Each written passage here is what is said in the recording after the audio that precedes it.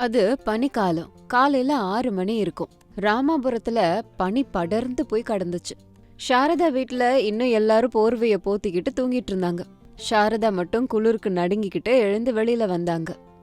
அம்மா, மருமகள்களே, விடிஞ்சிருச்சுமா, கொஞ்சம் எழுந்திருச்சு வாங்க. கோழி கூவி 1 மணி நேரம் ஆகுது. இந்த பனிக்காலம் வந்தாலே போதும், இத காரணம் காட்டி தூங்கிட்டே இருப்பாளுங்க. அனாமிகா, அவனி, அஞ்சலி, எந்திரிங்கம்மா. சாரதாவோட சத்தத்தை கேட்டும் 3 ரூம்ல இருந்தும் எந்த சத்தமும் கேட்கல. 3 மருமகள்களும் போர்வைய தலைக்கு மேல போத்திக்கிட்டு இந்த குளிருக்கு வெளியில போறதுக்கு எல்லாரும் பயந்தாங்க. சாரதாக்கு கோவம் வந்து நேரா பெரிய மருமக அனாமிகா கதவை போய் தட்டினாங்க. அனாமிகா, நீ கேக்கலையாம்மா? அவங்க 2 பேரும் எந்திரிக்க மாட்டாங்க. நீயாவது எழுந்திருச்சு வெளியில போய் வாச தெளிச்சு கோலம் போடு. வாசல பெருக்கலன்னா எப்படி? ரூம்ல இருந்து அனாமிகா ரொம்ப டயர்டா நடுங்கிக்கிட்டு இருக்க குரலோட, அத்தை, ஒரு 10 நிமிஷம் அத்தை. வெளியில காலை வச்சாலே உடம்பெல்லாம் நடுங்குது. தண்ணியில கைய வச்சா ஷாக் அடிக்கிற மாதிரி இருக்கு. ப்ளீஸ் அத்தை. வேற என்னம்மா பண்றது? பொம்பளைங்க கஷ்டப்பட்டு தான் ஆகணும். நீ எந்திரிக்கலன்னா அடுப்பெரியாது. உன் மாமனாருக்கு காஃபி வேணும். அவர் எந்திரிச்சா ஊரே கேக்குற மாதிரி கத்துவாரு. எந்திரிம்மா சீக்கிரமா. அனாமிகா கஷ்டப்பட்டு எழுந்திருச்சு ஸ்வெட்லர் மப்ளர் போட்டுட்டு வெளியில வந்தா. அவ வந்ததுக்கு அப்புறமா அவனையும் அஞ்சலியும் கூட வெளியில வந்தாங்க. ஐயா, என்ன அத்தை இதெல்லாம்? கல்யாணத்துக்கு முன்னாடி எங்க அம்மா பனிக்காலத்துல 9 மணி வரைக்கும் என்னை எழுப்பவே மாட்டாங்க. இங்க என்னடானா 6 மணிக்கே டியூட்டி ஆரம்பிக்குது. என் பியூட்டி எல்லாம் இந்த பனியில பாழா போகுது. ஆமா அத்தை, ஏற்கனவே என் ஸ்கின் ட்ரை ஸ்கின். இதுல இந்த பனி வேற பட்டுச்சுன்னா சுத்தமா வறண்டு போயிடும். இப்ப நான் வெளியில போய் சாணிய தொட்டு வாசத்தை தெளிச்சா அவ்வளவுதான். நம்ம ஆன்லைன்ல ஸ்டிக்கர் கோலம் ஆர்டர் பண்ணிக்கலாம் அத்தை. ஆர்டர் பண்ணவா? வாய மூடுங்க. ஸ்டிக்கர் கோலமா ஸ்டிக்கர் கோலம்? லக்ஷ்மி தேவி நடந்து உள்ள வரணும்னா சாணில வாச தெளிச்சு மா கோலம் போடணும். அவனி, நீ மூடிக்கிட்டு இரு. அஞ்சலி, நீ போய் மாட்டு சாணியை எடுத்துக்கிட்டு வா. அனாமிகா, நீ போய் தண்ணி தெளி. சாணியா? இந்த பனிலையா? கதகதப்பா இருந்தாலும் நாத்தடிக்குமே. வேலை செய்யும்போது வாசனை பார்க்க கூடாது. கிளம்புங்க கிளம்புங்க. மாமியாரோட பேச்சு தாங்க முடியாம 3 மருமகள்களும் வெளியே வந்தாங்க. வெளியில பனி புகையா இருந்துச்சு. அனாமிகா கிணத்துல இருந்து தண்ணியை எடுத்து, ஐயோ, இது தண்ணி இல்ல, ஐஸ் தண்ணி. இந்த தண்ணியில மட்டும் கைய விட்டோம்னா விரல் போயிடுங்க. அக்கா, என்னால முடியாது. நான் தண்ணி தெளிக்க மாட்டேன். நீயே தெளிக்கிறியா ப்ளீஸ்? நான் உள்ள போய் ஹீட்டர் ஆன் பண்றேன். இல்ல அவனே, அத்தை பார்த்தா சும்மா விட மாட்டாங்க. அஞ்சலி, நீ போய் அந்த கோலமாவு டப்பா எடுத்துட்டு வா. என் கையெல்லாம் உதறுது. கோலப்பொடி எடுக்கும்போது கீழே போட்டு உடைச்சிட்டேன்னா. 3 மருமகள்களும் கஷ்டப்பட்டு வாசலை பெருக்கி தண்ணிய தெளிச்சு கோலத்தையும் போட்டாங்க. வீட்டு ஹால்ல பிரசாத் உட்கார்ந்துகிட்டு கோபமா இருந்தாரு. ஏண்டி சாரதா, என்ன காஃபி இன்னும் வரல? தொண்டை காஞ்சு போகுது. சுட சுட இஞ்சிய போட்டு காஃபி எடுத்துட்டு வா. மருமகள்ங்க வந்துட்டு இருக்காங்கங்க. வாசல் வேலை முடிஞ்சது. 3 மருமகள்களும் வீட்டுக்குள்ள வந்தாங்க. நேரா ஹீட்டருக்கு போனாங்க. என்னம்மா இப்படி நடுங்கிக்கிட்டு இருக்கீங்க? ஏதோ இமயமலைக்கு போயிட்டு வந்த மாதிரி. மாமா, கொஞ்சம் வெளியில போயிட்டு வந்து பாருங்க. உடம்பு நடுங்கலனா என்ன கேளுங்க. எங்க காலத்துல இதை விட அதிகமான பனி இருந்தது. அதுலயே காலையில எழுந்திருச்சு போய் விறக வெட்டி பச்சை தண்ணியில குளிப்போம். சரி, ஹீட்டர் ஆன் பண்ணிட்டீங்களா?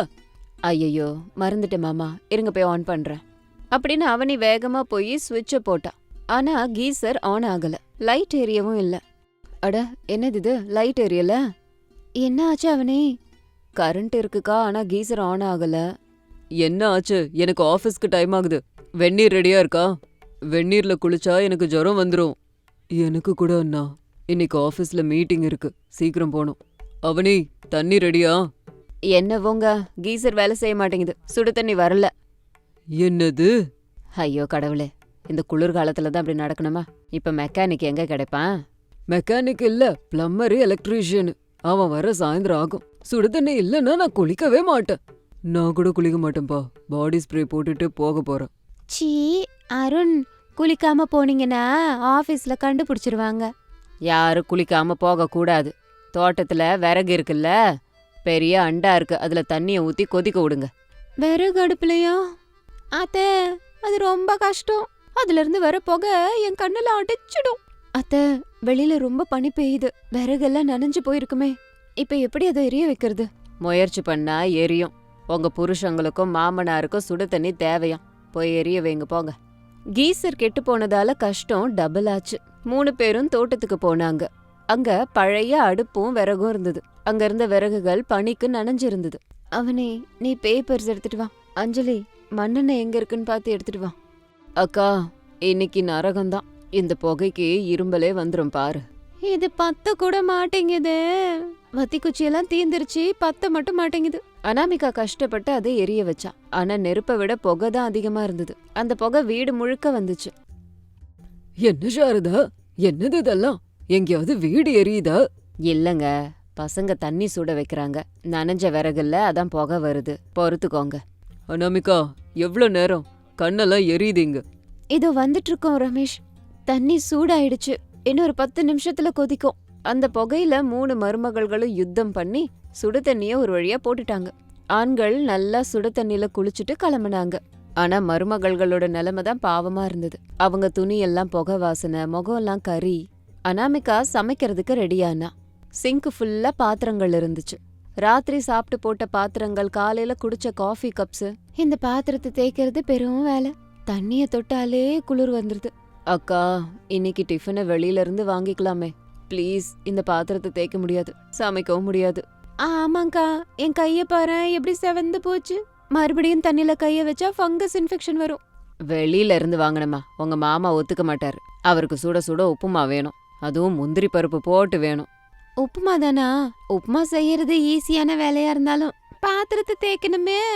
கழுவிட்டு பண்ணுங்க. நான் வந்து கழுவவா? இன்னைக்கு அவனி நீ தான் கழுவணும். அஞ்சலி, காய்கறி கட் பண்ணு.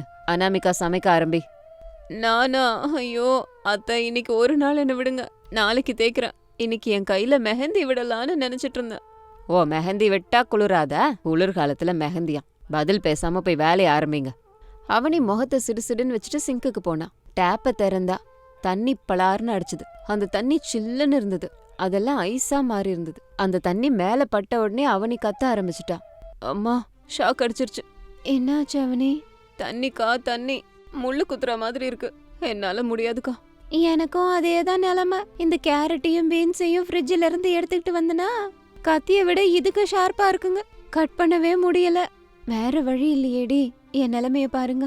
அடுப்பு எரியுது, ஆனா அந்த சூடு பத்தல.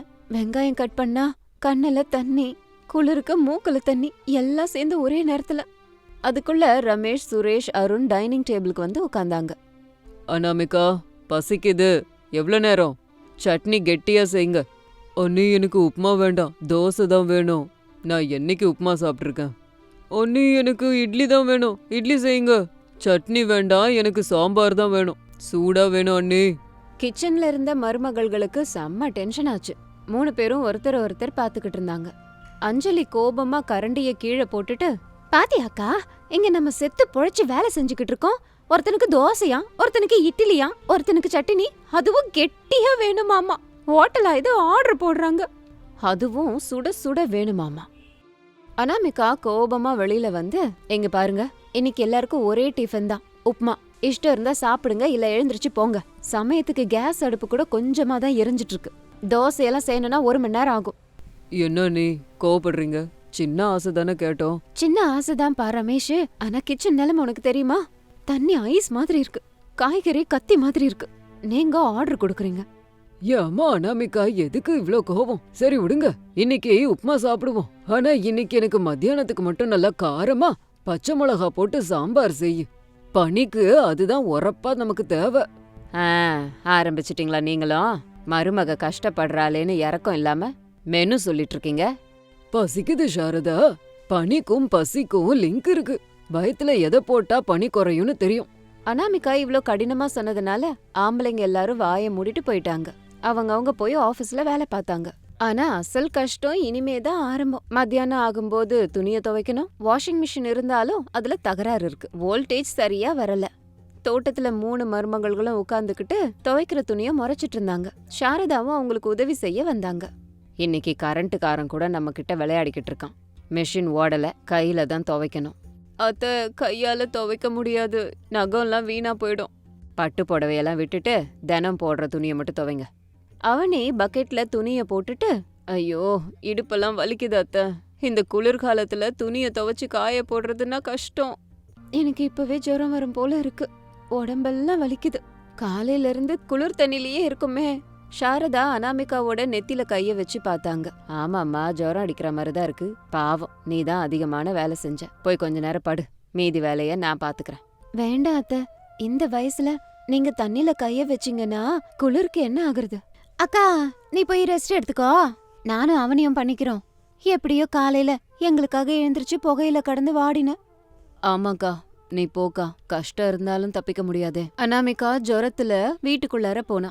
அவனையும் அஞ்சலியும் கஷ்டப்பட்டு துணியெல்லாம் துவைச்சு போட்டாங்க. சாயந்தரம் ஆனதும் 3 மருமகள்களும் ரொம்ப களைச்சிட்டாங்க. அனாமிகா கட்டிலே இருந்தா. அவனே அஞ்சலி கூட போய் படுத்துட்டாங்க. சாயந்தரம் 6 மணி ஆனதும் இருட்டிடுச்சு. ஆண்கள் வீட்டுக்கு வந்தாங்க. வீடே நிசப்தமா இருந்தது. டிவி ஆஃப்ல இருந்தது. கிச்சன்லாம் ரொம்ப சுத்தமா இருந்தது. என்ன சாரதா, வீடே நிசப்தமா சுடுகாடு மாதிரி இருக்கு. மருமகள்கள் எங்க? காஃபி கிடைக்காதா? அனாமிகா, அனாமிகா. அப்போ சாரதா ஒரு கிண்ணத்துல கசாயம் எடுத்துட்டு வந்தாங்க. அவங்க மூஞ்சு சிடுசிடுன்னு இருந்தது. கத்தாதீங்க, அனாமிகாக்கு குளிர் ஜுரம் வந்துருச்சு. அவனையும் அஞ்சலியும் கூட இரும்புறாங்க. யாராலேயே எந்திரிக்க முடியல. ஜுரமா? காலையில நல்லதானே இருந்தா? காலையில நல்லாதான் இருந்தா. நீங்க தான் போட்டீங்களே வரிசையா ஆர்டரு. உங்களுக்கு வெந்நீர் போட்டு கொடுத்ததுக்கு அப்புறமா சில்லுன்னு தண்ணியில பாத்திரம் தேய்ச்சா, சமையலெல்லாம் பண்ணி போட்டா. பாவம், அதுல அவளுக்கு ஜுரமே வந்துருச்சு. ஐயோ, கீசர் பாழானதுனால இவ்ளோ நடந்துருச்சா? நாங்க தான் அதை கவனிச்சிருந்துருக்கணும். அஞ்சலிக்கு கூட உடம்பு சரியில்லையா? நான் போய் டேப்லெட் வாங்கிட்டு வரேன். ஐயோ, என் மருமகள்கள் 10 ஊருக்கு கேக்குற மாதிரி கத்துவாங்க. இப்போ உடம்பு சரியில்லாததால வீடே நிசப்தமா இருக்கே. காஃபி டிஃபன் எதுவும் கேட்காதீங்க, பாவம் அவங்களுக்கு உடம்பு சரியில்லை. அம்மா, நீங்க போங்க, நாங்க பாத்துக்கிறோம். ரமேஷ் கிச்சனுக்குள்ள போனான். அனாமிகா போர்வையை போத்திட்டு படுத்துக்கிட்டு இருந்தா. சாரி அனாமிகா, காலையில உன்னோட கஷ்டம் தெரியாம நான் பாட்டுக்கு எதேதோ சொல்லிட்டேன். கீசரையும் ரிப்பேர் பண்ணாம போயிட்டேன். பரவாயில்லங்க, குளிர்காலம்ல. எங்களை மாதிரி பொண்ணுங்களுக்கு இதெல்லாம் ரொம்ப சகஜமான விஷயம்தான். யார் பண்றது? நீ ஆனந்தமா இரு, அதை பத்திலாம் யோசிக்கவே யோசிக்காத. நாளைக்கு நாங்க 3 பேரும் சீக்கிரமாவே எந்திரிக்கிறோம். மறுநாள் காலையில மறுபடியும் அதே பனி, அதே புகை. ஆனா இந்த தடவை கிச்சன்ல காட்சி வேறையா இருந்தது. ரமேஷ் காய்கறி கட் பண்ணான். சுரேஷ் பாத்திரம் தேய்ச்சான். அருண் வீட்டெல்லாம் பெருக்கிக்கிட்டு இருந்தான். பிரசாத் அடுப்பு கிட்ட உட்காந்துக்கிட்டு பால் போட்டுட்டு இருந்தாரு. அனாமிகா ஹாலுக்கு பொறுமையா நடந்து வந்தா. என்னங்க, நீங்க என்ன பண்றீங்க? எழுந்திருச்சு அனாமிகா, உன் ஜுரம் குறைஞ்சுதா? நீ போய் உட்காந்துக்கோ. இன்னைக்கு சமையல் பொறுப்பு எங்களுது. என்ன சுரேஷ், பாத்திரம் தேய்க்கிறீங்க? அடக்கடவுளே, நான் காண்றது கனவா? கனவில்ல அவனே, இந்த தண்ணி எவ்வளோ சில்லுன்னு இருக்குன்னு இப்பதான் புரியுது. அதான் ஆஃபீஸ்ல இருந்து வரும்போதே கிளவுஸ் வாங்கிட்டு வந்தேன். நீ இனிமே அதை போட்டுக்கிட்டே பாத்திரந்தே. என்னங்க, வீடு பெருக்குறீங்களா? ஆமா, இடுப்பு வலினா என்னன்னு இப்பதான் புரியுது. வாங்கம்மா மருமகள்களே, சுட சுட காஃபி எடுத்துக்கோங்க. யூடியூப் பார்த்து கேப்பச்சினோ செஞ்சிருக்கேன். பாத்தீங்களா, உங்க கஷ்டம் உங்க புருஷங்களை மாத்திருக்கு. குளிர்காலத்துல மனுஷங்க நெருங்கி வருவாங்க. நம்ம வீட்ல அதான் நடந்திருக்கு. மாமா, நீங்களா காஃபி பண்ணீங்க? நல்லா இருக்கு மாமா பாக்க. ஆனா உங்க ஆபீஸ்க்கு டைம் ஆகுதுல்ல. பரவாயில்ல, வேலைய பகிர்ந்து செஞ்சா சீக்கிரம் முடிஞ்சிரும். இனிமே பனிக்காலம் முடியற வரைக்கும் காலையில வேலைய நாங்க பாக்குறோம். கீசரை இன்னைக்கே ரிப்பேர் பண்ணிடுறோம். தேங்க்யூ சுரேஷ், என்னோட பாத்திரம் தேய்க்கிற வேலைய நீங்க பார்த்ததுக்கு. ஏனுங்க, நீங்க தொடப்பத்தை பிடிச்ச ஸ்டைல் இருக்கே அப்படின்னு சொன்னதும் எல்லாரும் சிரிச்சாங்க. சரி சரி, சென்டிமெண்ட் டயலாக் போதும். அந்த உப்புமாவை சீக்கிரம் செஞ்சா நான் சாப்பிட்டு கிளம்புவேன். பசிக்குது. நீங்க மாற மாட்டீங்க. வாங்க எல்லாரும் போய் செய்வோம். எல்லாரும் ஒன்னா சேர்ந்து உப்புமா செஞ்சாங்க. இது இன்னைக்கு ஸ்டோரி. இதே மாதிரி ஸ்டோரியோட உங்களை மறுபடியும் மீட் பண்றேன். அது வரைக்கும் பாய் பாய். சென்னை மாநகரத்துல ஒரு நடுத்தர அபார்ட்மெண்ட் ஒன்னு இருந்தது. அதுல சாரதா, பிரசாத்னு ஒரு தம்பதி இருந்தாங்க. அவங்களோட ஒரே பையன் ரமேஷ். அவனுக்கு அனாமிகான்னு ஒரு மனைவி. அவங்க 2 பேருக்கும் ஒரு பையன் இருக்கான், ஹரிஷ். பொண்ணு நவ்யா. அனாமிகா கிராமத்துல இருந்து வந்த பொண்ணா இருந்தாலும், சிட்டி லைஃப் பழக்கப்பட்டாலும், அவளோட கைமணம், சமையல் இன்னும் அது மாறவே இல்ல. அனாமிகா கிச்சனுக்குள்ள போனாலே போதும், அந்த அபார்ட்மெண்ட் முழுக்க கமகமன்னு மனம் வீச ஆரம்பிக்கும். அக்கம் பக்கத்துல உள்ளவங்க, அனாமிகா இன்னைக்கு நீ என்ன சமையல்மா செஞ்சன்னு கேட்காம இருக்க மாட்டாங்க. அப்பேற்பட்ட கைப்பக்குவம் அனாமிகாவோடது. ஒரு நாள் ஞாயிற்றுக்கிழமையில காலங்காத்தாலேயே அனாமிகா எல்லாருக்கும் பிடிச்ச மாதிரி சுட சுட இட்லி, இஞ்சி சட்னி, தேங்காய் சட்னி, சாம்பார் இதெல்லாம் பண்ணினா. அம்மா பசிக்குதுமா, இன்னும் இட்லி ஆகலையா? ஆமாம்மா, வாசனைய பார்த்தா பசி இன்னும் அதிகமாகுது. எல்லாரும் டைனிங் டேபிளுக்கு ரெடியா வந்து உட்கார்ந்தாங்க. அனாமிகா சுட சுட சாம்பார், இட்லி எல்லாத்தையும் கொண்டு வந்து அடுக்கி வச்சா. சரி சரி, எல்லாரும் வரீங்களா? சூட சாப்பாடு வைக்கிறேன். அடடே அனாமிகா, இந்த சாம்பார் வாசனைக்கு போற உயிர் கூட திரும்ப வந்துரும். சிட்டில எவ்ளோ ஹோட்டல் இருந்தாலும் உன் கை மணத்துல உண்டான சாம்பார் அதுக்கு எதுவும் நிகராகாது. ஆமாண்டா, அனாமிகாவோட சமையல் ருசியே அற்புதமோ அற்புதம். இட்லி இஞ்சி சட்னி, இந்த காம்பினேஷனை ட்ரை பண்ணி பாருங்க. ஆடியன்ஸ் கிட்ட பேசுறீங்களா? தினமும் சாப்பிடுறது தானே, இவ்ளோ புகழணுமா? நீங்க திருப்தியா சாப்பிட்டீங்கன்னா அதுவே போதும். அனாமிகா, ஒரு விஷயம் சொல்லட்டுமா? தினந்தோறும் நீ தானே எங்களுக்கு சமைச்சு தர. இன்னைக்கு சண்டே இல்லையா? கொஞ்சம் நீ ரெஸ்ட் எடுத்துக்கிட்டா என்னவா? மத்தியானம் வெளியில வாங்கிக்கலாமா? ஐயோ, வெளியே எதுக்குங்க? வீட்லயே நான் சிக்கன் பிரியாணி பண்றேன். வெளியில சாப்பிட்டா உடம்புக்கு ஆகாது. தேவையில்லாத செலவு வேற. பணத்தை பத்தி நீ யோசிக்காத அனாமிகா. இன்னைக்கு நாம இந்த சிட்டிலேயே ஃபேமஸான கிராண்ட் ராயல் ஹோட்டலுக்கு தான் போறோம். அங்க சாப்பாடு அல்டிமேட்டா இருக்குமா. என்னோட ஃப்ரெண்ட்ஸ் கூட நிறைய பேர் சொன்னாங்க. ப்ளீஸ் அனாமிகா, ஒரே ஒரு தடவை, வேணான்னு சொல்லாத. Hi daddy, super! Grand hotel, பெரிய ஹோட்டலு. போலாமா ப்ளீஸ்? ஆமாம்மா, இன்னைக்கு நீங்க சமைக்க வேண்டாம், அங்க போய் என்ஜாய் பண்ணலாம். பசங்க அவ்வளோ கேக்குறாங்க இல்லையா, ஒத்துக்கோமா. எங்களுக்கும் அந்த பெரிய ஹோட்டல் எப்படி இருக்குன்னு பார்க்கணும். சரிங்க அத்தை, எல்லாரும் இவ்ளோ அடம் பிடிக்கும் போது என்ன பண்ண முடியும்? சரி போகலாம் அப்படின்னு மத்தியானத்துக்கு எல்லாரும் சேர்ந்து அந்த கிராண்ட் ராயல் ஹோட்டலுக்கு வந்தாங்க. அங்க இருக்கிற சூழல் அனாமிகாக்கு கொஞ்சம் அன்கம்ஃபர்டபுளா இருந்துச்சு. என்னங்க, என்ன இங்க லைட்ஸ் இவ்ளோ டிம்மா இருக்கு? நம்ம என்ன சாப்பிடுறோம்னு பார்த்து சாப்பிடணும்ல. அனாமிகா, பெரிய ஹோட்டல்ஸ்லாம் இப்படிதான். இதுதான் அவங்களுக்கு ரிச் லுக்கு கொடுக்கும். அதெல்லாம் கண்டுக்காத, வா உள்ள போலாம் அப்படின்னு சொல்லிட்டு ஒரு பெரிய ரவுண்ட் டேபிள்ல எல்லாரும் வந்து உட்கார்ந்தாங்க. வெயிட்டர் வந்து மெனு கார்டை கொடுத்தான். அனாமிகா அவங்களோட மெனுவை பார்த்து ஆடி போயிட்டா. ஐயோ எம்மாடி அத்தை, இத பாத்தீங்களா? ஒரு பிளேட் சாதம் 300 ரூபாவாம், சப்பாத்தி 100 ரூபாவாம். என்ன அத்தை பகல் கொள்ள? இந்த பணத்தை வச்சு நம்ம வீட்டுக்கு ஒரு வாரம் காய்கறி வாங்கலாம் தெரியுமா? ஆமாமா, விலைய பார்த்தா நெஞ்செல்லாம் பதறுது. பச்சை தண்ணி குடிச்சிட்டு கிளம்புவோமா? இங்க வந்ததுக்கு அப்புறம் நம்ம அப்படி பண்றது நல்லா இருக்காது சாரதா. புள்ள இஷ்டப்பட்டு கூட்டிட்டு வந்திருக்கான் இல்லையா, ஏதாவது ஒண்ணு ஆர்டர் பண்ணுங்க. அனாமிகா, தயவு செஞ்சு விலையெல்லாம் பார்க்காதீங்க, டேஸ்ட பாருங்க. இங்க எல்லாமே ரொம்ப நல்லா இருக்கும். உனக்கு என்ன வேணும்னு சொல்லு. எனக்கு என்ன தெரியுங்க இந்த பேரெல்லாம்? அதான் பசங்களுக்கு எப்போதுமே பிடிக்கிற மாதிரி பன்னீர் பட்டர் மசாலா, சிக்கன் பிரியாணி, அதையே சொல்லுங்க. பசங்களுக்கும் அது ரொம்ப பிடிக்கும்ல. சரி சரி, வெயிட்டர், 4 பட்டர் நான், 2 பன்னீர் பட்டர் மசாலா, 3 சிக்கன் தம் பிரியாணி. ஸ்டார்டர்ஸ்ல சிக்கன் 65 கொண்டு வாப்பா.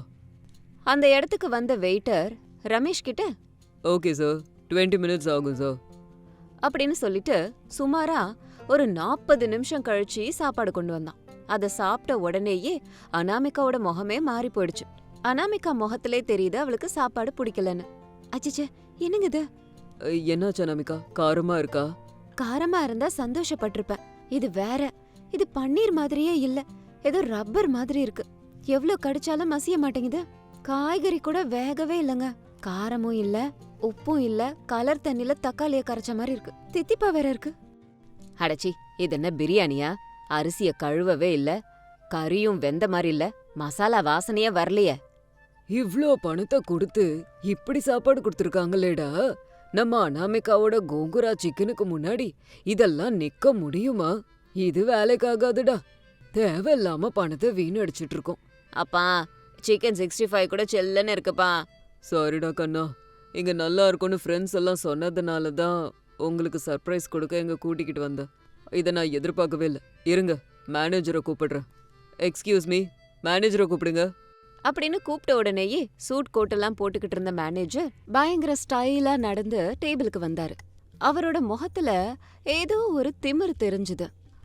Yes sir, I am the manager. Any problem? சாப்பாடு நல்லாவே இல்லை சார். இந்த பன்னீர் பாருங்க, ரப்பர் மாதிரி இருக்கு. பிரியாணில டேஸ்டே கிடையாது சார். இது ஆத்தென்டிக் மொகலாய் ரெஸ்டாரண்ட். எங்க பன்னீர் இப்படி தான் இருக்கும், கொஞ்சம் சீவ் பண்ணணும். பிரியாணி கூட மைல்டா தான் இருக்கும். உங்களுக்கு நல்ல ஸ்பைசி ஃபுட்டு தான் பழக்கம் போல இருக்கே. லோக்கல் டேஸ்ட் பட்ஸ் இருக்கிறவங்களுக்கு எங்க இன்டர்நேஷனல் ஸ்டாண்டர்ட் ஃபுட் பிடிக்காது. என்ன சொன்னீங்க? லோக்கல் டேஸ்ட் பட்ஸா? எங்களுக்கு ருசி தெரியாதுன்னு சொல்ல வரீங்களா? கூல் மேடம், ஏன் கத்துறீங்க? இங்க இருக்கிற எல்லாரும் ஹை கிளாஸ் பீப்புள். உங்கள மாதிரி ஆட்களுக்கு எங்க ஃபுட்டை பத்தி கமெண்ட் பண்ற அருகதை இல்ல. எங்க ஷெஃப் லண்டன்ல ட்ரைனிங் முடிச்சவர். லண்டன்ல சமையல் கத்துக்கிட்டு அங்க ரெஸ்டாரண்ட் வை. சென்னையில ரெஸ்டாரண்ட் வச்சா இங்க இருக்கிறவங்களுக்கு பிடிக்கணும். இங்க இருக்கவங்களாம் நான் லண்டன்காரங்களா?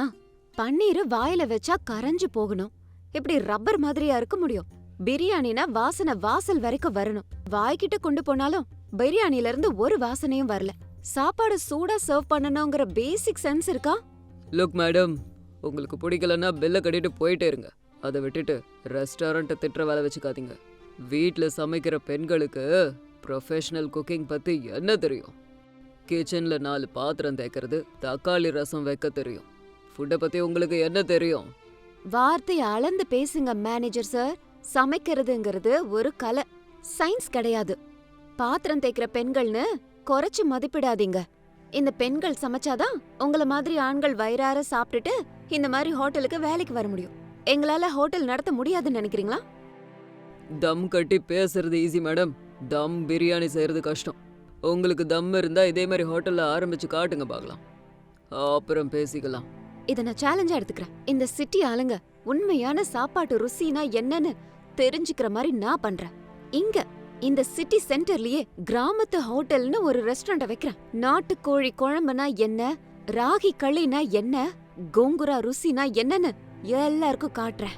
அப்புறம் பார்க்கலாம் ஜனம் இந்த இன்டர்நேஷனல் ஃபுட்ட சாப்பிடுறாங்களா இல்ல நம்ம லோக்கல் ஃபுட்ட சாப்பிடுறாங்களான்னு. ஞாபகத்துல வச்சுக்கோங்க, என்னோட பேரு அனாமிகா. அனாமிகா, போயிடலாம் வா. இவங்களோட எதுக்கு வம்பு? இல்லங்க, இந்த ஆள் என்னோட ஈகோவை டச் பண்ணிட்டாரு. இந்த ஆள் சமையல மட்டும் அவமானப்படுத்தல, பெண்களையே அவமானப்படுத்தி பேசிருக்கான். வாங்க போலாம் அப்படின்னு சொல்லிட்டு அனாமிகா வேகமா அந்த ரெஸ்டாரண்ட்டை விட்டு வெளியில வந்தா. ரமேஷ் பில்ல கட்டிட்டு வந்தான். ஆனா அனாமிகா மனசு இன்னும் ஆறவே இல்ல. அந்த அவமானம் அப்படியே இருந்துச்சு. அன்னைக்கு ராத்திரி அனாமிகாவால தூங்க முடியல. கண்ணை மூடனா அந்த மேனேஜர் சிரிப்பு, அந்த ஆள் சொன்னதையே ஞாபகம் வந்துச்சு. மறுநாள் காலையில ரமேஷ் கூட பேசினா. என்னங்க, நான் ஹோட்டல் ஆரம்பிக்கலான்னு முடிவு பண்ணிருக்கேன்.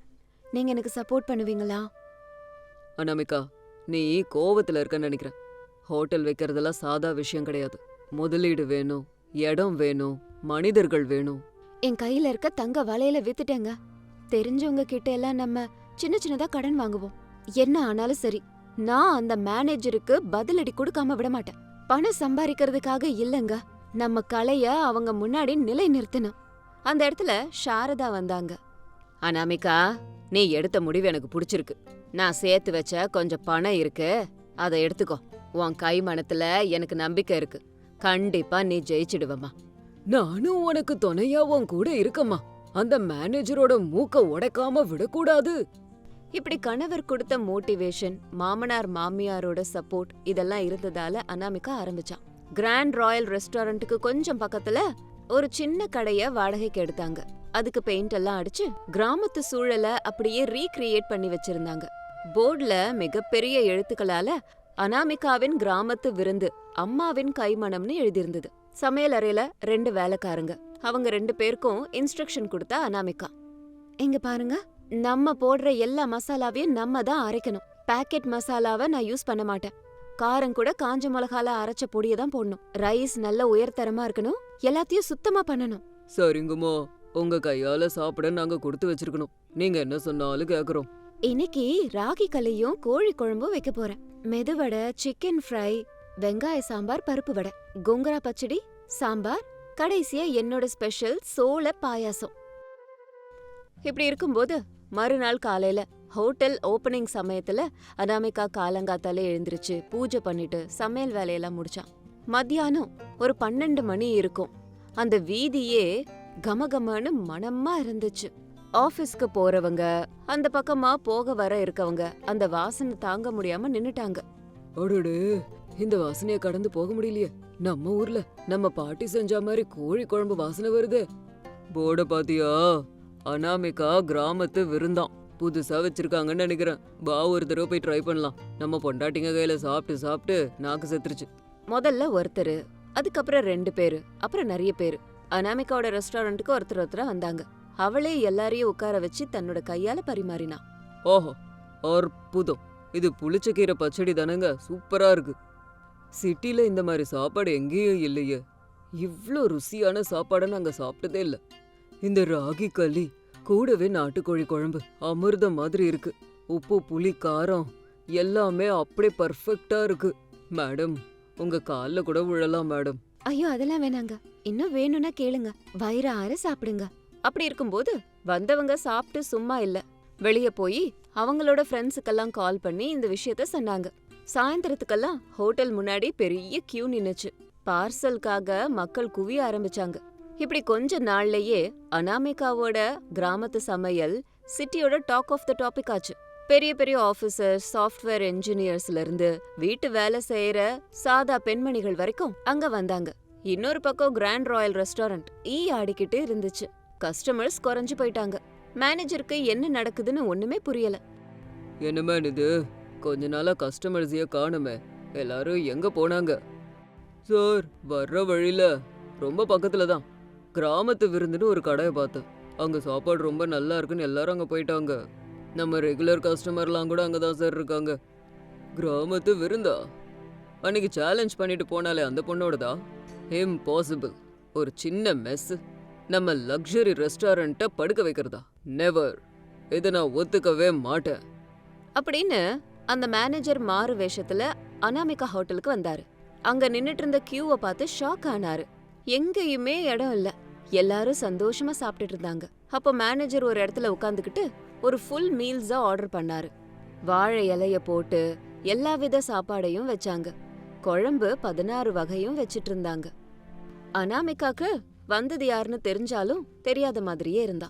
சுட சுட சாப்பாடுல நெய்ய போட்டு பருப்பை போட்டு சாப்பிடுங்க அப்படின்னு அனாமிகா சொன்னதும் மேனேஜர் அப்படியே சாப்பிட்டாரு. அந்த ருசி அவரோட ஞாபகத்தை தூண்டி விட்டுருச்சு. அவரை அறியாமலே அவரோட கண்கள்ல இருந்து கண்ணீர் வந்தது. அது வெறும் ருசி கிடையாது, அது ஒரு ஞாபகம். சின்ன வயசுல அவரோட பாட்டி அவருக்கு ஊட்டி விட்ட ஞாபகம் வந்தது. அந்த ருசியில இருந்த அன்பு, பண்பு அவரோட அகங்காரத்தை அப்படியே ஒடுக்கிடுச்சு. அவரு சாப்பிட்டுக்கிட்டே இருந்தாரு. ஒவ்வொரு டிஷ்ஷ சாப்பிடும் போதும் அவர் கண்கள்ல கண்ணீர் நிக்கவே இல்ல. அதுக்கப்புறம் சாப்பிடுறத முடிச்சாரு. அப்புறம் மேனேஜர் தன்னோட மாறு வேஷத்தை கலைச்சிட்டு அனாமிகா கிட்ட கண்ணீரோடவே வந்தாரு. என்னப்பா தம்பி, அழுதுகிட்டே வர? காரம் அதிகமாயிடுச்சா? காரம்லாம் இல்லக்கா, என் அகங்காரம் போயிருச்சுங்கிற கண்ணீர். அட, இவரு அந்த கிராண்ட் ஹோட்டலோட மேனேஜர்? ஆமா ஆமா சார், உங்களை நான் அன்னைக்கு அவமானப்படுத்தி அனுப்பிச்சிட்டேன். என்ன மன்னிச்சிருங்க அனாமிகா மேடம். சமையல்னா வெறும் இன்கிரீடியன்ஸை கலக்கிறது தான் நினைச்சேன். அதுல அன்பையும் கலக்கணும்னு இன்னைக்கு தான் தெரிஞ்சுக்கிட்டேன். உங்க கை மனத்துக்கு முன்னாடி எங்க இன்டர்நேஷனல் டேஸ்ட் நிக்க முடியாதுதான். நான் அதை ஒத்துக்கிறேன். நான் தோத்துட்டேன் மேடம். இதுல ஜெயிக்கிறது தோக்கிறது எதுவுமே கிடையாதுங்க. ருசிங்கிறது நாலேஜுக்கு சம்பந்தப்பட்டது இல்ல, மனசுக்கு சம்பந்தப்பட்டது. எங்க கிராமத்து சமயத்துல விருந்தோம்பல் உங்களுக்கு புரியும்னு நினைக்கிறேன். கண்டிப்பா புரியுது மேடம். நாளையில இருந்து எங்க ரெஸ்டாரண்ட்ல கூட ஃப்ரோசன் ஃபுட்டை தூக்கி போட்டு ஃப்ரெஷ்ஷான சாப்பாடு செய்ய ஆரம்பிக்கிறோம். நீங்க தான் எனக்கு குருசாமி அப்படின்னு சொல்லிட்டு மேனேஜர் அங்கிருந்து போயிட்டாரு. அன்னைக்கு ஹோட்டலை மூடினதுக்கு அப்புறம் அனாமிகாவோட குடும்பம் வீட்டுக்கு வந்தது. எல்லாரோட முகத்திலையும் அவ்வளோ ஆனந்தம் இருந்தது. அம்மா, நீ சூப்பர்மா. அந்த மேனேஜர் அங்கிள் வந்து உன்கிட்ட சாரி கேட்டுட்டாருல, எனக்கு ரொம்ப பெருமையா இருக்கு. ஆமாம்மா, நம்ம ஹோட்டல்ல இப்ப எல்லாருக்கும் பிடிக்குது. அனாமிகா, அன்னைக்கு ஏதோ கோவத்துல முடிவெடுத்தேன்னு தான் நான் நினைச்சேன். ஆனா நீ இதுல சாதிச்சிருவேன்னு நான் நினைக்கவே இல்லை. I am very proud of you. என் மருமகளை என்ன சாதாரண ஆளு நினைச்சியா? அன்னபூர்ணி தேவி நம்ம குடும்ப மானத்தை காப்பாத்திட்டா. அம்மா அனாமிகா, உன்னால இன்னைக்கு நமக்கு நல்ல பேரு, லாபம் எல்லாம் கிடைச்சது. ஆனா நீ எப்பவும் இப்படிதான் இருக்கணும். ஹோட்டல் ஓனரா இருந்தாலும் கோடீஸ்வரியா இருந்தாலும் நான் ஒரு அம்மா, இந்த வீட்டோட மருமக. பேரு அனாமிகாவாக்கும். என் சீக்ரெட் என்ன தெரியுமா? உங்க எல்லார் மேலயும் இருக்கிற அன்பு. எல்லாரும் திருப்தியா சாப்பிடணுங்கிற எண்ணம். வா அனாமிகா, இன்னைக்கு உன்னோட வெற்றியை செலிப்ரேட் பண்ணலாம். உன் கையாலேயே அந்த பாயாசத்தை கொடு. ஸ்வீட்டோட இந்த நாளை முடிப்போம். கண்டிப்பாங்க. இப்படி எல்லாரும் சிரிச்சுக்கிட்டே அனாமிகா செஞ்ச பாயாசத்தை சாப்பிட்டு சந்தோஷப்பட்டாங்க. அனாமிகாவோட இந்த வேகம் ஒரு சின்ன அவமானத்துல ஆரம்பிச்சது. இன்னைக்கு அவ ஒரு சக்சஸ்ஃபுல் ஆண்டர்பிரனரா இருக்கா. கிராமத்து ருசிய சிட்டிக்கு அறிமுகப்படுத்தி எல்லாரையும் ஆரோக்கியமாவும் ஆனந்தமாவும் திருப்திகரமாவும் மாத்துனான். இந்த ஸ்டோரி உங்களுக்கு பிடிச்சா லைக் ஷேர் கமெண்ட் பண்ணுங்க.